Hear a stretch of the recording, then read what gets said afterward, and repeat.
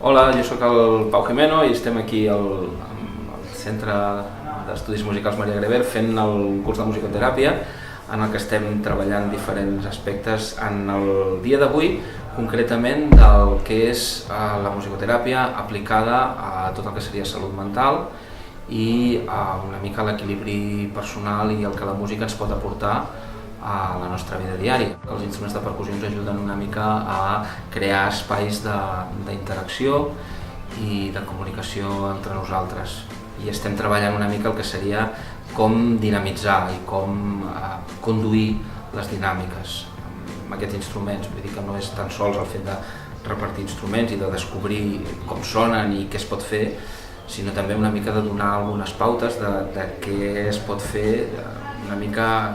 dirigit i amb els objectius que ens plantegem treballar amb les persones amb les que normalment treballem.